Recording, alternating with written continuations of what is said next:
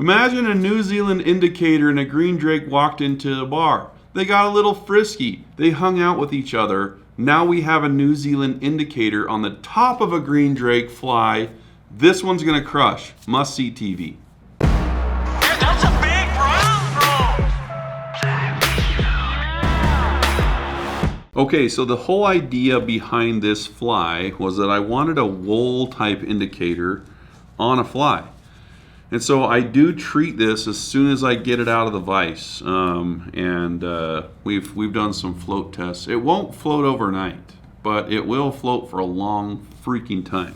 But I'm going to show you how to blend this wool wing. So as you can see, I have kind of a gray and cream together. I added some olive into this. There's some light yellow. So you can do a whole bunch of stuff with this. It is kind of a pain in the butt to blend it, but once it's blended, you have a ton of it to use for whatever you want. All right, so the first thing I'm going to do is this. This is sculpin wool. Okay, so wool is wool. I mean, this is the stuff you can use for tying sculpin heads, use it for indicators, make a little miniature parka and give it to Brigham, something like that. So what I'm going to do is I'm going to just kind of separate some out, and I'm going to cut it, I don't know, roughly that long. Okay, so there's just going to be a hint of cream. Gray is going to be the main color. And this one was a little easier to separate. It doesn't matter if they're a little bit off size-wise. And then I'm just going to add a little hint of olive. We'll have all these colors in the description of the video, so feel free to check that out. So once I have these, I'm going to start taking each individual wool piece and really start opening it up. It's going to feel like it's not going to work at first, but as you start pulling it apart more and more, it falls into line, just like that. See that? Now I've almost got it to a dubbing-like consistency, and I'm just going to keep working those out until I have kind of a ball. Okay, so once you have a bunch of balls of dubbing-like or wool, we're just going to mix them all together and just start pulling them apart. And just double that back over on top of itself, roll it around. I'll bet you that one of these companies will start making some wool, for mayfly wings and stuff. Just maybe. So you can see I'm not blending very well anymore. Now I'm going to grab it and go the opposite way. And you can use a carding block for this if you want. I'm just showing you how to do it with no tools in case you don't want to have to go buy some slicker brushes or a carding block or anything like that. So I'm just going to continue on with this. It'll take me about, 5-6 minutes or so, and then I'm going to have a lot.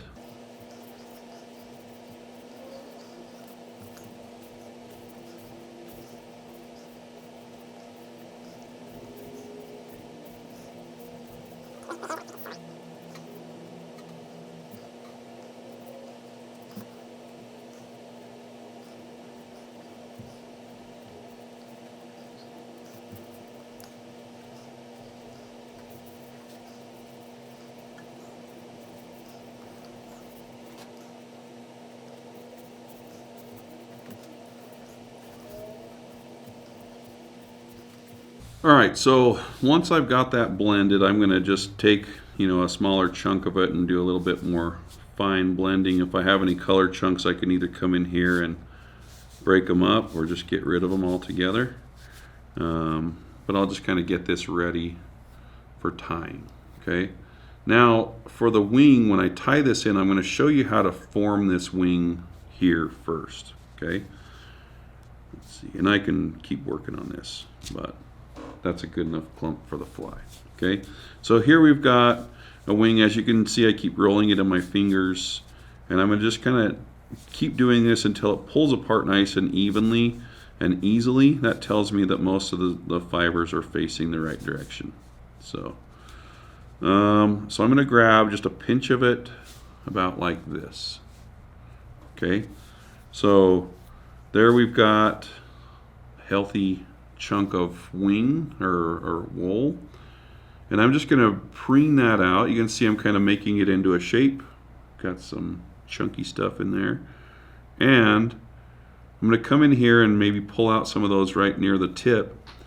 But anyway, this is going to be our drake wing. Okay, so that's the shape that we're going to use for the drake wing. I'm going to tie that in, and I'll show you how to trim it up and make it look good. All right, so the hook that I've got in the vise is a Gamakatsu C12, and I have it placed like this because I'm going to tie the back half of this first, and it's a little easier to get to on a curved shank. Now, the back half of this fly is designed to go down in the water and stay down in the water, and the front half is very, very highly buoyant. So, because bulk is going to be an issue once I start doing the wing, I'm going to use, let's see, this is 12-aught nano silk in olive, just whatever color you like. Very little nano silk will show on this fly. You could even use white.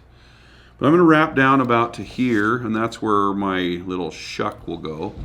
And on drakes, before they hatch, they turn almost black. And so I'm going to make my shuck just out of black with some of the most sinking material that I got, or flowy, marabou. Okay, marabou on a dry fly. Okay, you've seen it all now. I'm going to trim this out, and then I'm going to pull some of the fibers off of that marabou. So when I tie it in, there's no bulk. Let's see. So we'll tie that in. Very little bulk under the thread. And now I'm just going to take my thumbnail and pinch it and just break that off. Okay, so that leaves a nice kind of wild looking shuck. Very, very durable as well. There's really nothing left to break off. It's just a bunch of little filaments we tied in. Okay, next step, I'm going to put pheasant tail as the body. You can really do the body out of anything you like. Dubbing, quill, pheasant tail dyed olive. But I just think that the natural pheasant tail is a nice, good, dark base color for a lot of nymphs. And we're still tying the nymph portion of this fly. So I'm going to take it now. I'll change it to a more normal orientation. Let's see, I'm going to get rid of the tips on this pheasant tail. And because it's a size 10, I'm probably going to tie that in further back. It is going to make a slight bump, but it's such a thin material with thin thread, it won't really show through very much. And we can also build up a little bit of bulk right there. I'm going to reinforce that with some wire, whatever you like. I think this is Sculpin Olive in size small. Semperfli March Brown works, or just monofilament, doesn't really matter. You're just kind of adding a little bit of durability to the fly. Okay, so once I have that tied in, I'm just going to build a little bulk. This is easier if I don't use GSP, but we don't have too much of an issue there. All right, pheasant tail is not the most durable, but I like how it looks in the water because of little, flyers that come off of it. So we're going to make it a little more durable by adding a tiny bit of super glue. And then I like using the rotary feature on this, so I'm just going to try to keep my fingers out of the way so you can see it. I had a pheasant tail break, no big deal, because I can just keep wrapping that body, and when I hit that with the wire, it's going to cross over all that stuff. All right, so there's my body for the fly. Simple pheasant tail body, nothing special. And I'm just going to counter wrap that with my wire. If you don't counter wrap pheasant tail when you tie it in, you might as well kind of not do it, because counter wrapping crosses over the opposite direction of the pheasant tail, and it just traps down fibers so much better. Okay, so we're going to wrap that off. You can see right here where my thread is, it's kind of a messy, dirty junction point. Don't worry, no fret. We're going to clean it up. So this is where I like to use Fulling Mills. What is this? This is Olive Done. This is their ultra dry yarn, and it's a very high floating yarn that remains buggy when you tie it in. So this is an Olive Done. I'll show you what it looks like when we wrap it. You've seen me use this on a whole bunch of other flies. So there we have it. Now the green drake is starting to emerge out of the insect, and we can add more of the green color to it. Okay?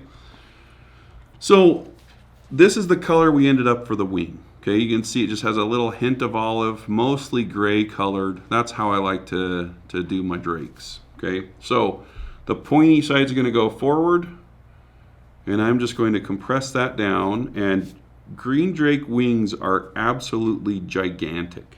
Most of the green drake patterns out there have wings that are way too short. And it's for a reason. It's hard to keep them upright. But this is so light and so buoyant once you treat it that it works awesome, you know, that this way. So I'm just going to do a quick loop over the top, bind that down, and then I'm going to trim it about right there. Okay? So that's how our wing looks at first. And I'm just going to parachute around the base of those to suck those together and create, or kind of close off that gap that's created in between the two sections of the wing. All right, so our wing is large and in charge. And keep in mind that the fly is going to float kind of like this in the water. So if I make my wing upright, you know, that's going to look pretty dang good.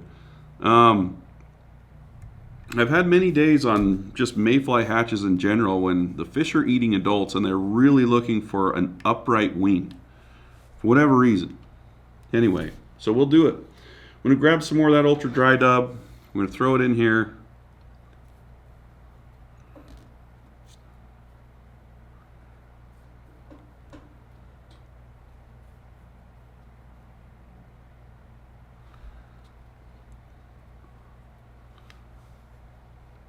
And then we're going to mash some dubbing in front of and behind that wing. You can see I'm grabbing my fingers. You got to do some freaking calisthenics before you tie this one because you're bending all weird ways. All right, so wrap it forward and then wrap it back to the wing and then do a loop around the wing, and that's where your thread terminates, okay? Because we're going to build a collar of CDC. Well, let's make some sense of this out of this big gnarly wing situation we got here, okay? So the first thing I'm going to do is I'm going to comb this all together.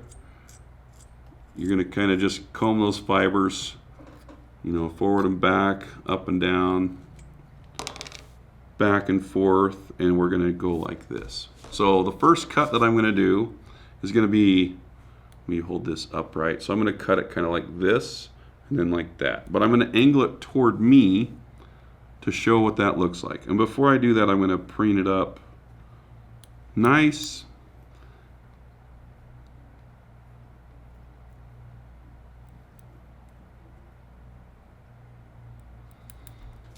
So there you have it, nice kind of tent-shaped wing. You can see it's not, it's really flat on the back of the wing. So I can come in here and round those off as well.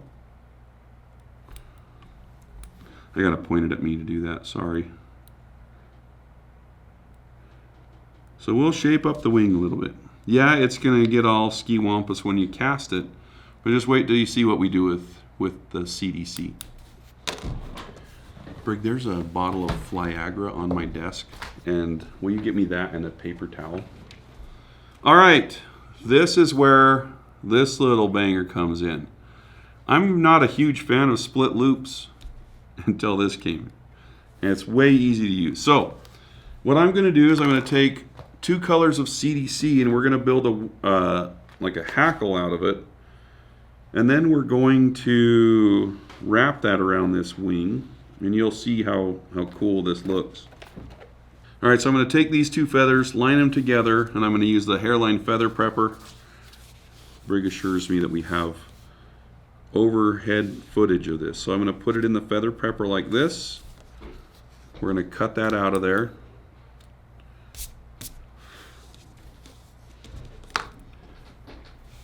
And I'm going to show you a really cool CDC tool. We've showed this one before.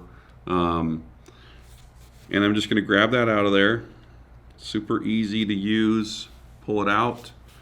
And then if I hold it pointing to myself, I can trim this out really easily. So we have a proper amount of CDC in there. 2 full feathers. You can see that that wing really matches the color of the drake. And keep in mind, you can do any mayfly like this. I've done this with the size 18 Betis, and they float great. All right, so Magic tool goes in, and watch this. If I just angle it, it splits that thread open. Okay, so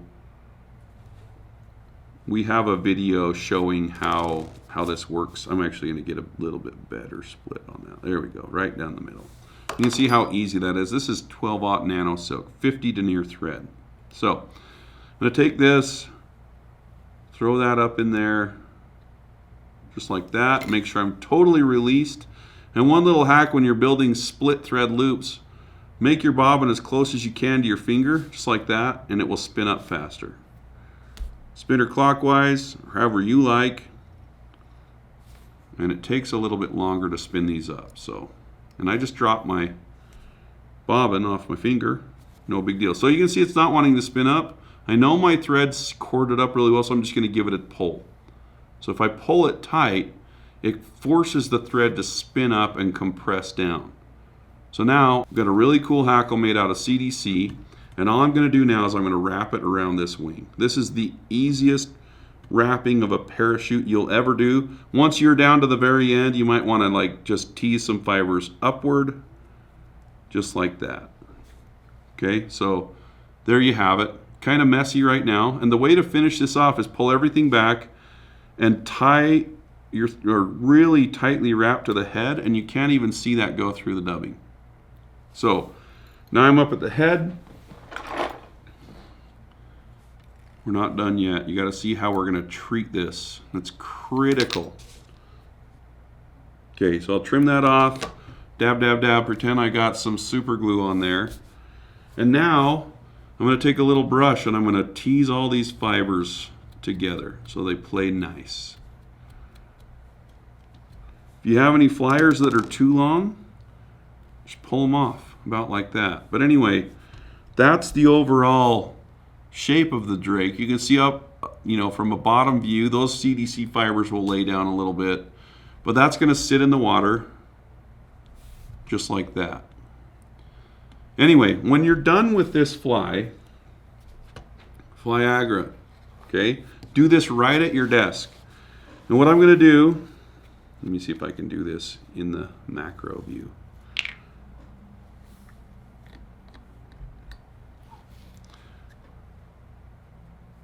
So I'm going to take this and I'm going to angle the flyagra just so I can get to the stuff I want.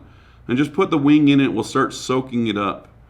And you'll see it kind of saturate all the way into that thorax dubbing, and then when it hits there, paper towel.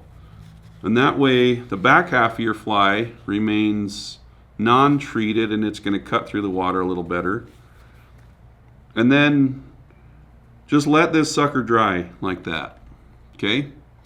It will kind of flay back out, but that is, the way this sits in the water is absolutely amazing.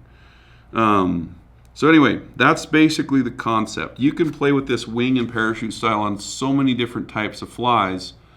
But if you have techie fish that need materials that move around a ton, this is an awesome concept.